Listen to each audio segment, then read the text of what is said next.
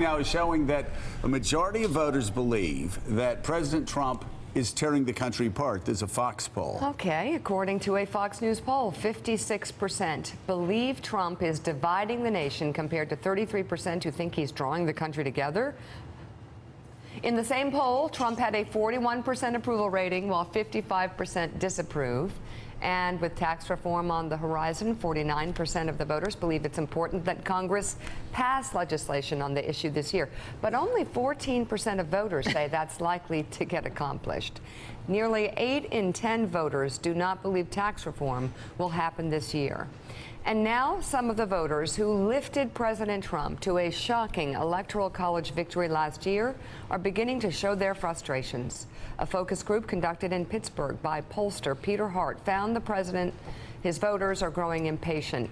We're going to get to that in just a moment, but you get a sense, Joe, with that 56 number, that there is a tide turning. Let's not overstate it, though. We don't want to overstate it. Mark Halperin, Donald Trump's base is still with Donald Trump. Even if he's at 33%, you go inside the Republican Party, somewhere between 7 out of 10 and 8 out of 10 Republicans still support him. But we're going to show this focus group in a minute, but I have been struck by how many friends I've spoken to, whether it's in Pensacola or Alabama, all the places I've lived across the Deep South, which just is in the heart of Trump country. I'm hearing now the same thing over and over again. Just like last year during the primary, we kept saying he's going to win because everybody I talked to says they're going to vote for him. Now it's the same. Yeah, I say you're still supporting. Yeah. But kind of a lost he's not getting anything done. And I wish, I heard this last night from a friend of 30 years, I wish he would act presidential. I knew he was a reality TV show guy, but I thought he was going to at least pretend to act presidential. You hear about the tweeting, you hear all the things that he does that makes him. I'm just hearing it from everybody. All of my friends that all voted for Trump, that will still tell a pollster they support Trump. It's frustration and it's widespread. You know, you hold in one hand the daily drama, the daily back and forth, the tweets, the controversies, etc. And then you hold in your other hand a calendar showing the number of days Congress is going to be working between now and New Year's Day. And the first hand overshadows the reality, which is if he's going to get anything done and keep the base happy and maybe expand the support, he's going to have to get things done in Capitol Hill. Now he wants to do tax reform. It is so hard to do tax reform. And I think I hear increasingly from not just people on Capitol Hill, but at the White House, they need to be back in control of their destiny if they're going to have a possibility of getting things done. And the clock is ticking very fast. And John Meacham, another thing I also get a sense of is that the feeling is, hey, if I tell a pollster I don't support Donald Trump anymore, then that means I support Nancy Pelosi, I support Hillary Clinton, I support the media, right. I support Bernie Sanders, I support left-wing protesters in the street. I mean, this has gotten more like 1968 than 2017, where you're either for Nixon or you're for the hippies in the street burning their bras and their draft cards and dragging your children off to communes in Big Sur. Which I know. Which you did. I did. Yeah. You were 5 at the time. We just dropped ours off. But you know what I'm saying? It is such an us versus them, and they don't even like who is running their side. But it's such a bizarre binary choice now. I was thinking the other day about 1984, right? You have 49 states. Ronald Reagan carries 49 states. It's almost, it's an entirely different political universe. Right. And what was absolutely clear in 2016 was there was as you're saying, a cultural and political divide that were linked. One of the interesting questions is, if there's not a significant deliverable this year, will that divide shrink somewhat? I think you see it in the beginning with these numbers. I'm surprised at the 33% number. What people I talk to who support Trump really don't want to talk about it. Maybe they just don't want to talk to me, which is fine. But they baked in that they were going to have McConnell, they were going to have Right. Paul Ryan. Remember the subcontract strategy? Right. Paul Ryan will run the country, and he'll just preside. This is not working. Well, that's what the leaders in the House and Senate thought. They said, listen, he doesn't care about policy. He can go out and make his little speeches. We'll get things passed. We'll run the country. And they're finding they can't even do that because he's insulting all of their members, so they can't get to a majority. Yeah, and you've got some Republican senators, you take Rob Portman in Ohio, who are trying to do things on a local level, trying to operate sometimes on a bipartisan level to do things like deal with the opioid crisis. Right. But they're doing it in a context in which they're saying, look, we know we can't get anything from the president. It's a bit like other countries, really. We have to operate in the limits that we can, but we don't think we can get anything big done because that would involve getting the president involved, and he's not involved, as we saw in healthcare. He's not going to make the real sales pitch that he needs to make. And he insults a new member of his Senate majority every day. Well, I mean, he'll insult anybody. He's proven to be a cyberbully. I mean, he's crass. He insults people. But this, he'll do it this left, gets, right, and center, small, big. He's doing it to allies, Mika. He's doing it to allies, to people that he needs to pass tax reform. It to seems people that he needs self-destructive. to pass health care You would reform. think. Right, and the idea of outsourcing it to Congress, we saw how that failed with health care, and it seems like that's the White House playbook again for tax reform. The president gave a speech yesterday that went little further than that one-page outline that was widely mocked when they released it in April, saying this is going to be the comprehensive tax reform that had very few details in it. Yesterday he goes out there, speaks in platitudes with very few specifics, and again the White House is signaling, hey, we're going to let Congress take the lead on this and we'll fill in the blanks. There's no presidential leadership at the front of it. And I hope, well, unlike with health care, there was a party at the White House and everyone was celebrating something that didn't happen. And I think the voters at some point see through that. Yeah. Here are Pittsburgh voters growing a bit impatient. Take a look at this. Trump voters. I surely am not his base, even though I voted for him. It was more, just to be honest, an anti-Hillary vote. I liked his platform, Make America Great Again, keeping jobs in the United States. My vote was more, I didn't want more of what we already had. The thing that drives me crazy is all the tweeting he does. I don't pay any attention to it, but it's in the news. It's on the newscasts every day, evening, and night. My wife watches it. It drives me crazy because the television is on all the time. Crazy. Why? Well, that was a lot of it, the tweeting. It has to stop. Did you vote for him? Unfortunately, yes. Okay. Because regardless of what he truly wants to get done, whatever that may be, he has got to be his own worst enemy. He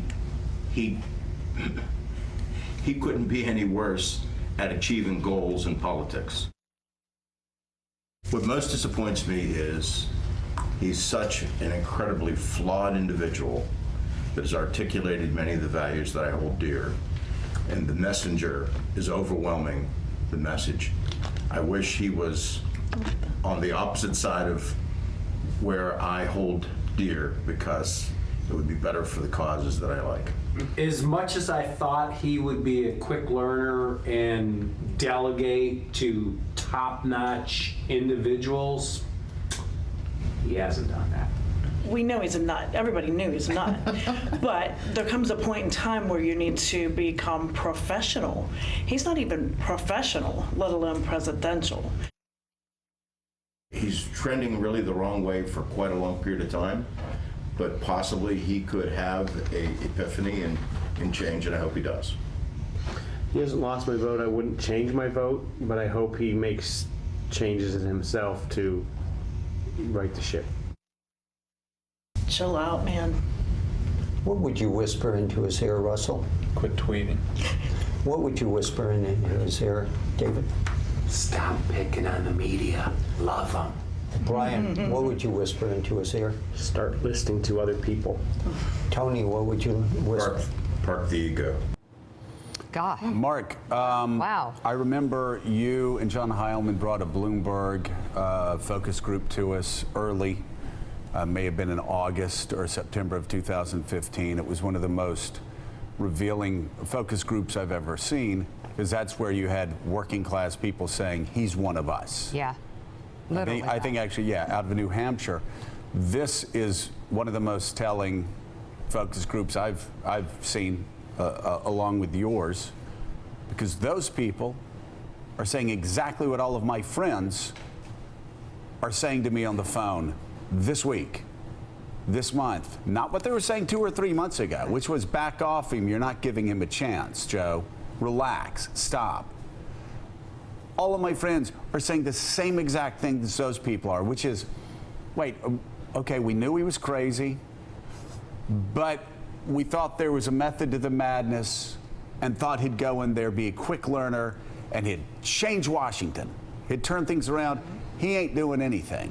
And that's exactly, from Pensacola to Pittsburgh, you know, it didn't take me long knocking on doors when I first ran for office. You get to the 4th door, and 3 of the 4 people are saying the same thing when you open the door. You're like, okay, this is more than just anecdotal evidence. This is a trend, and it always proved to me. This is where Trump voters are right now. And I'm confident from my travels to talking to Trump supporters since, you know, in the last couple of months, that was Pittsburgh, could have been Pensacola, could have been Milwaukee, could have been Detroit, could have been Manchester, New Hampshire, could have been anywhere, because the president has got nowhere to hide on why his popularity has declined. And it's the 3 things you heard there, again, that we all hear everywhere. Not getting stuff done, not changing Washington, not acting the way people would like to see presidential. How about that line, Mark? He's not professional. In fact, I'm sorry, he's not acting presidential. In fact, he's not even acting professional. People aren't stupid. It's like they're like, if I acted like he acted in the workplace, I'd be fired. I'd be fired. Donald Trump needs to understand these people live in the real world, they work in real workplaces, and they understand they would be fired if they behaved at their work site the way the President of the United States behaves at his. They'll cut. It's clear to me, and it was true during the campaign. They'll cut him some. They'll give him some latitude. They'll cut him some slack to behave in an unorthodox way, but not if they don't see their lives getting better. There you go. And John, the unprofessional aspect of this, people can see that, and I always think people try to make politics harder than it should be. You know, why did so and so win? Because the other person just was a jerk. They didn't want so and so. You know, they never invite him to their dinner table. Right. Or because in this case, he's just acting so unprofessional. He is acting so abhorrent by social norms. Right. And I'm not making a negative statement. This is objective. Sure. You would not let somebody act this way at your dinner table, Right. at your kitchen table, in your living room when you had guests over. Right. And so Americans aren't going to, Trump supporters aren't going to sit back and let him do this. So the question is, he's got to know this. There's no place for him to run. There's no place for him to hide. There's nobody left for him to fire. It's all about him. That's the headline of the era, right? I mean, it's all about him. His view continues to be, I think, that everyone can say whatever they want, but I'm president of the United States. And I think anyone who's looking for a kind of Clinton post-1994, 1995 shift is probably looking in vain. I don't think there's nothing in his biography that suggests he has the capacity to listen to those voters who are, I'd put him on the White House staff, who absolutely seem to get it. And this is also, to my mind, the downside of what created him, right? Great tragedy is always about, you have the vices of your virtues. He has become culturally ubiquitous. That made him president, but now it is making him a very ineffective leader. Do you know what else is so interesting? The exhaustion. Like the man who said, "My wife always has the TV on, and I'm so exhausted by it." You see this with every presidency. I remember in 1986 for the first time seeing this. Ronald Reagan, the great communicator, he could go on and he could wow them. But by 1986, they were just tired. Yep. They had seen this act, the tilting of the head. It just wasn't going to do anything. Donald Trump is already exhausting voters because, like you said, he's ubiquitous. Yeah. He's everywhere. He's every day. He's exhausting. And we can't turn him off because every day he says something or does something guess or what, every Patty? other day Massive news. that And Patty? deliberately grabs headline news again, and so he exhausts us. He can't turn himself He can't. off. You know, what was it? They want him to be more professional. They want him to listen. They want him to park his ego. They want him to stop tweeting. He's not going to do any of those things. He's not capable. No, of and I doing think any you of those look at things. the entire White House and you will become alarmed if you're at least somewhat interested in politics. I mean, if you think about it, Jonathan, every step of the way, there has been nobody, not even General Kelly, who's been able to get this guy to stop tweeting idiotic things. Every step of the way, he's been able to shoot himself in the foot, lie on Twitter, bully people on Twitter, and he's even done it this past weekend in the middle of a hurricane. This guy's not right for the presidency, and that's not me being, oh my goodness, that's a liberal reaction. This is just the bottom line. Right. This is not good behavior on any level, and it's not good for the country. Is that okay to say? The narrative with General Kelly has already sort of shifted, where he's getting the White House staff in line, and we've already seen some high-profile departures. Steve Yeah, but Bannon. the guy's got to stop tweeting. Exactly Bottom right. line, like Exactly I'm right. leaving. If you tweet one more time, you lose Right. General Kelly. Why can't that be said to him? That is not. General Kelly has not been able to say that to him. because That's amazing. The chief of staff has reined in some of the staff. He's rid of Steve Bannon, of Staff's Sebastian not the Gorka, problem. but he has not been able to control the principal. President Trump, in fact, has seemingly deliberately rebelling against these stories that General Kelly is bringing order to the White House, and instead seems to be acting out more and more, deliberately pushing against the limits of the control of his chief of staff, that he's going to be his own man. And he is a singular, to your point, a singular figure who's inescapable, particularly in the age of social media, where he is everywhere.